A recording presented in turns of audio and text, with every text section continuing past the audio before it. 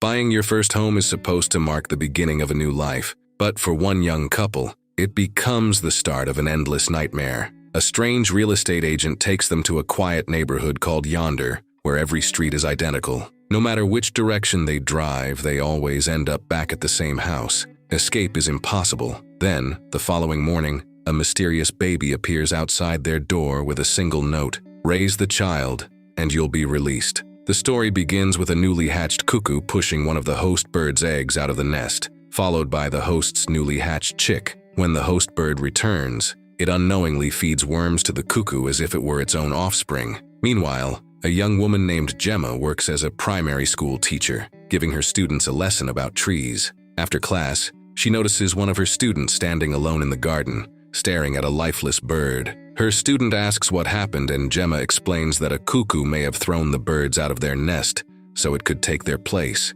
The child wonders why the cuckoo cannot build its own nest, but Gemma simply replies that this is how nature works, even though it can sometimes be cruel. After work, Gemma meets her boyfriend, Tom, who works as a gardener. Together, they find two lifeless birds and bury them beneath a tree. The couple has been searching for their first home together, so they visit a real estate office, where they browse through small-scale models of houses that all look exactly the same. They meet an unsettling real estate agent named Martin, whose speech and movements feel strangely artificial. He tells them about Yonder, a new housing development, promising that the neighborhood has everything a young couple could ever need. When they ask where it is located, he simply replies, "Just the right distance." He offers to take them there immediately or arrange an appointment for another day. Although Gemma explains that suburbia is not exactly what they are looking for, she agrees to take a look.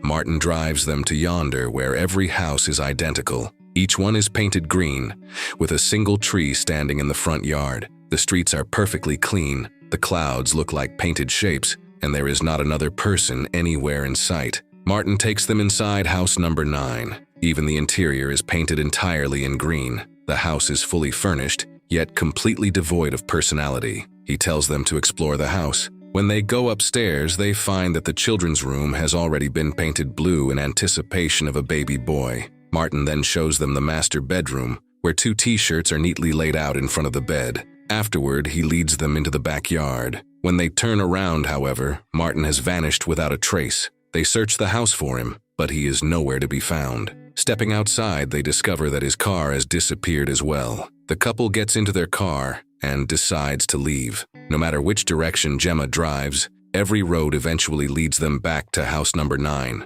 Frustrated, Tom offers to drive, convinced they have simply been going in circles. But even with him behind the wheel, every turn they take brings them right back to the same house. Neither of their phones has any signal. There is no one to ask for directions, no other cars on the road, and nothing but an endless row of identical green houses. As day turns to night, their car eventually runs out of fuel. Gemma calls out for help, but her own voice is the only thing that echoes back to her. With no other option, they go inside house number 9. In the kitchen, they find a bottle of champagne and a carton of strawberries in the refrigerator. Tom notices that the strawberries have no taste at all. That night, as they lie in bed, Gemma tells Tom that she has never experienced such complete silence. The following morning, Tom climbs onto the roof in search of a way out. From the top, he sees identical green houses stretching endlessly in every direction. When Gemma asks what he can see, he doesn't tell her the truth. Instead, he suggests that they follow the sun on foot, climbing over fences and crossing whatever obstacles stand in their way until they finally escape. Gemma agrees, and the two set off on foot. They walk for hours, climbing over fence after fence, but every path seems to lead nowhere.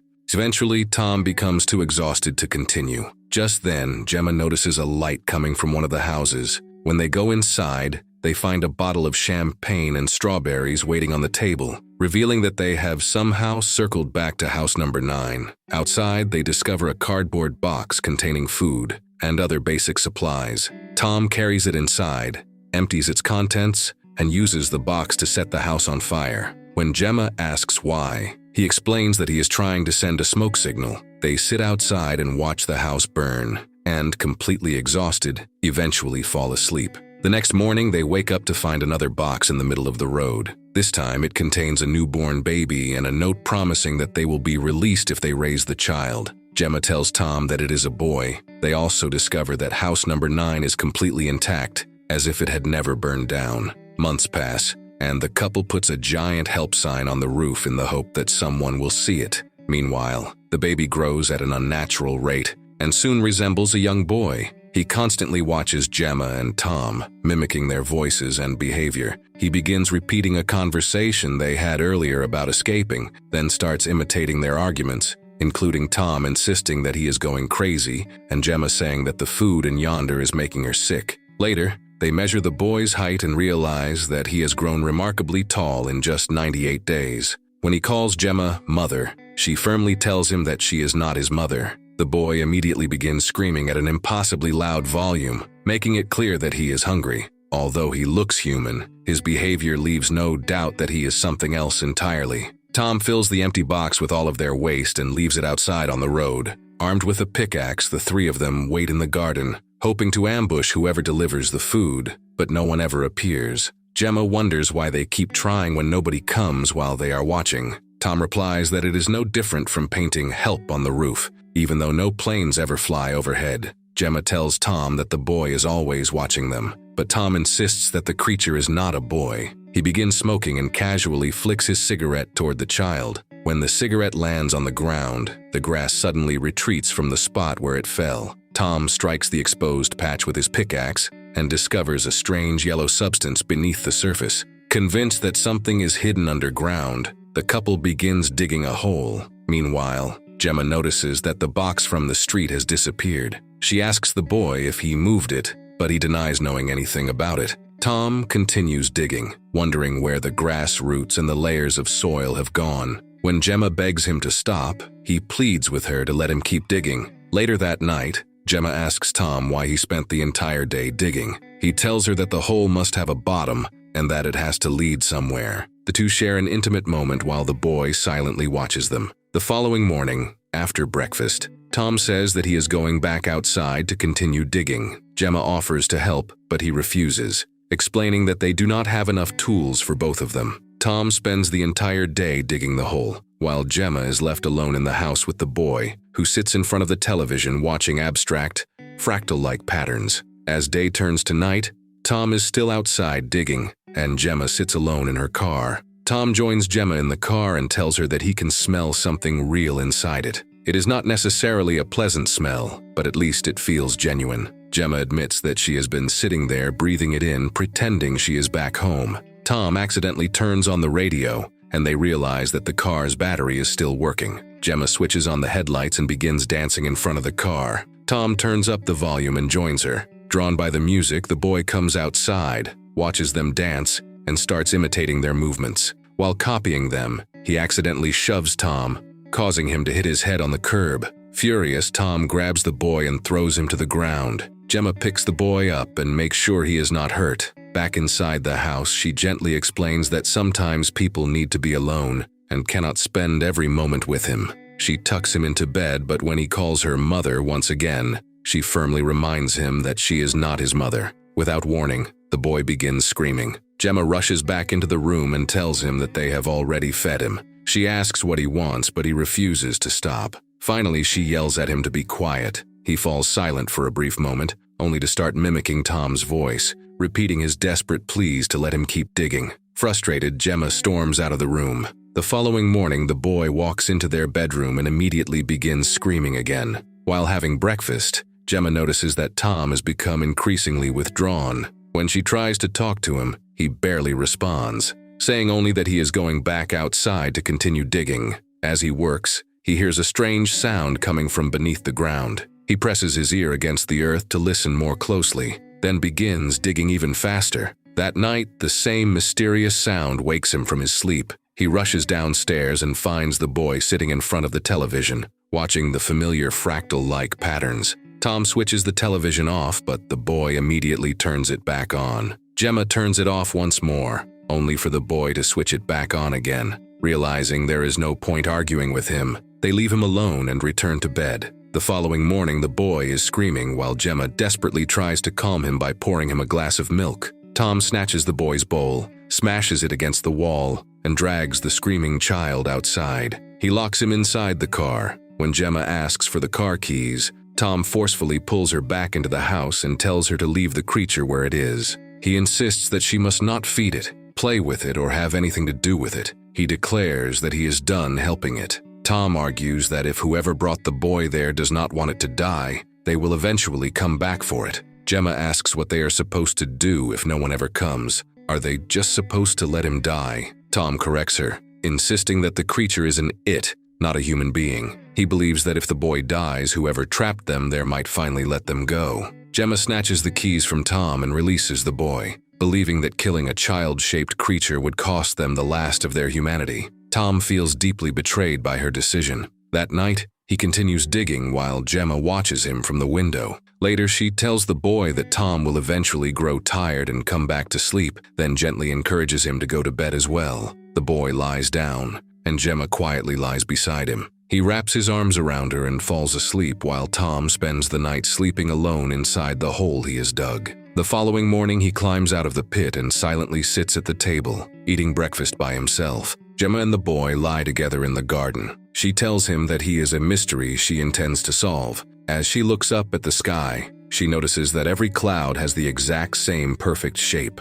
Disgusted, she explains that real clouds come in all kinds of forms, sometimes resembling faces, animals, or other familiar objects. The boy responds by imitating the bark of a dog. Gemma joins in, looking up at the identical clouds as she begins barking and howling at the sky. Later that night, she lies alone in bed, quietly crying while Tom remains outside, still sleeping in the hole. The following morning, she finds him continuing to dig. Gemma then enters the boy's room and discovers that he is gone. She searches the entire house before going outside to ask Tom if he has seen him, but he says he has not. She wanders through the empty streets searching for the boy, and when she finally returns to house number 9, she finds him standing beside the hole. He has brought back a mysterious red book written in an unfamiliar language, filled with strange fractal patterns and illustrations of human figures. Tom is asleep at the bottom of the hole. Later, Gemma finds the boy watching the familiar fractal patterns on television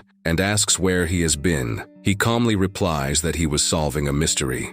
When Gemma asks the boy what he discovered, he refuses to answer, simply saying, "Lots." She then asks whether he met anyone while he was out exploring. He replies that he met her after he had finished. When she asks if he met someone he had never seen before, he nods and says that he is not allowed to reveal who it was. Gemma switches off the television and tells him that they are going to play a game of pretend. She asks him to pretend to be her, and he does. Then she tells him to pretend to be Tom, and he does that as well. Afterward, he pretends to be a dog. Curious, Gemma asks if he can pretend to be anyone else, someone he met earlier that day. He agrees, then begins making strange, alien-like rasping noises while inflating the sacs in his throat in a way no human could. Terrified, Gemma watches in silence. The boy asks if she is feeling overwhelmed, once again calling her mother. She firmly repeats that she is not his mother. Breaking down in tears, Gemma tells him that she just wants to go home. He calmly replies that she is home, then calls her mother once again. Sometime later, the boy has matured into an adult, while Tom has grown seriously ill. Gemma brings him some food, and the two keep their bedroom door barricaded to prevent the boy from entering. As they sit down to eat, Gemma admits that she regrets stopping Tom from killing the boy. Every day, the boy leaves the house. Before leaving, he asks Gemma if she still enjoys playing this game. Each time he goes out, Gemma tries to follow him, but she always loses sight of him. Meanwhile, Tom returns to the hole, which has grown deeper and deeper. Though completely exhausted, he refuses to stop digging. Gemma spends the entire day searching for the boy, but never manages to find him. At the bottom of the hole, Tom finally uncovers something, a corpse sealed inside a vacuum bag. He climbs out of the pit just as Gemma, now hopelessly lost, begins calling out his name. Hearing her voice, Tom starts searching for her, but before he can reach her, he collapses to the ground. Moments later, Gemma arrives at his side. They discover that the boy has locked both of them out of the house. Gemma desperately begs him to open the door, but he refuses. With nowhere else to go, they spend the night sleeping in the car. Tom's condition continues to deteriorate. The next day, Gemma knocks on the front door and pleads with the boy to help him, but he coldly replies that perhaps Tom should be released before walking away. Left with no other choice, Gemma and Tom sit together outside the house. Tom asks if she remembers the wind from before they came to yonder, admitting that he never realized how much he loved it. until it was gone. They reminisce about the day they first met, and as they talk, Tom quietly passes away. That night, the boy returns carrying a box. Inside it is a vacuum-sealed body bag. Gemma breaks down in tears at the sight of the body bag. The boy calmly places Tom's body inside it and throws it into the hole. The following morning, Gemma wakes up alone in the car. When the boy leaves the house, she grabs the pickaxe and attacks him. He runs from her, then suddenly lifts a section of the sidewalk and crawls beneath it. Before the sidewalk can close,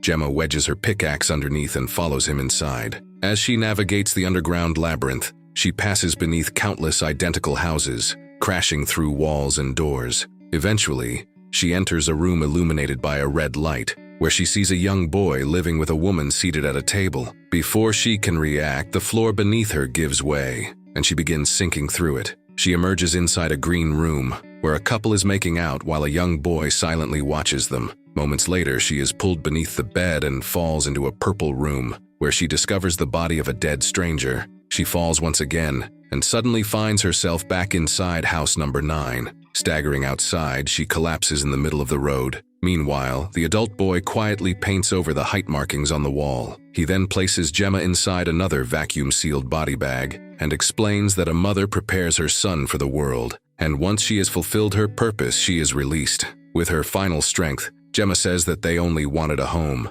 The boy calmly replies that she is home. He seals the bag, and Gemma dies inside. He throws the body bag into the hole and begins filling it in. Once the hole is completely covered, fresh grass grows over the ground as though nothing had ever happened. The boy then fills Gemma's car with fuel and drives away from yonder. He arrives at the real estate office where an aged Martin is waiting for him. Martin hands over his name tag before quietly dying. The boy assumes Martin's identity, places his body inside a vacuum-sealed bag, attaches a receipt to it, and stores it inside a filing cabinet. The movie ends with the boy taking over Martin's role as another young couple walks into the office, searching for their first home.